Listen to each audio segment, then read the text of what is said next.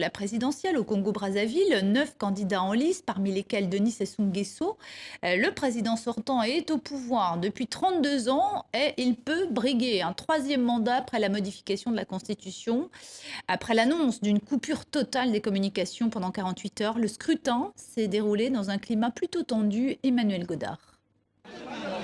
Les électeurs recherchent leur nom sur les listes. Dans le quartier de Bas-Congo, le vote s'est déroulé dans le calme, même si de nombreux bureaux ont ouvert en retard ce matin. En lice, 9 candidats, parmi eux le président sortant, qui a pu se représenter grâce à un changement de constitution. Denis Sassou Nguesso a voté dans le centre de Brazzaville en fin de matinée, pour la première fois sur un bulletin de vote unique, où apparaissent tous les noms des candidats. Je crois que c'est un progrès énorme pour la démocratie dans notre pays. Et je peux dire que la nouvelle République démarre sous de bons auspices. Pourtant, samedi, les autorités ont fait couper toutes les télécommunications. Téléphone, SMS, Internet, plus rien ne fonctionnait. Officiellement, pour des raisons de sécurité, pour empêcher l'opposition de publier ses propres résultats. Une opposition furieuse. Vous voulez que je vous donne quelle réponse? Il n'y a pas de téléphone, il n'y a pas d'internet. Comment voulez-vous que nous soyons au courant de ce qui se passe?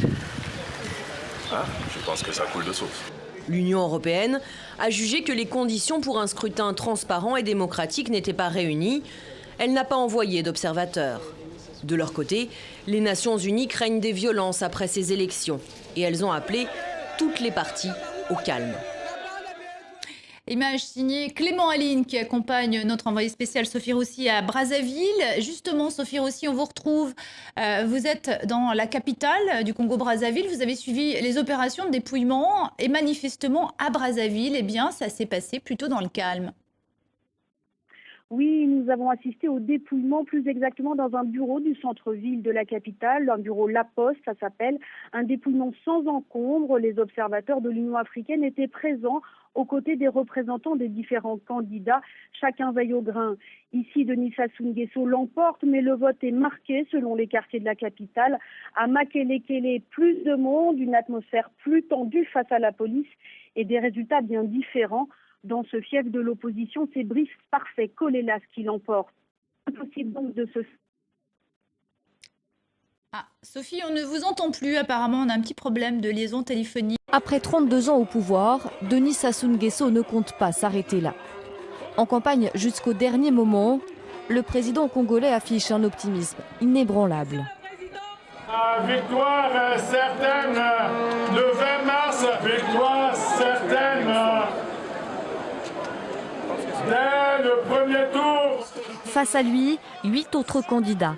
Parmi eux, des poids lourds de l'opposition, mais aussi plusieurs anciens ministres révoqués, ou encore le général Jean-Marie Mokoko, son ancien chef d'état-major. La plupart dénoncent le changement de constitution qui a permis au président sortant de se représenter et parlent de coup d'état constitutionnel.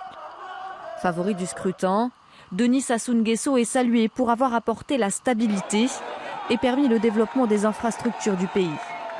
Malgré tout, les inégalités subsistent. La moitié de la population vit dans la pauvreté. Résultat, beaucoup de Congolais, les jeunes notamment, veulent du changement. Pour le prochain président, ce que nous attendons, c'est l'amélioration du niveau de vie des Congolais. Que ce soit en matière d'éducation, en matière du travail. C'est vraiment, il faut qu'il y ait vraiment un changement sur tout ça. Des aspirations sur lesquelles l'opposition espère bien capitaliser. En cas de second tour, 5 candidats ont déjà promis de s'unir pour tenter de battre le président sortant.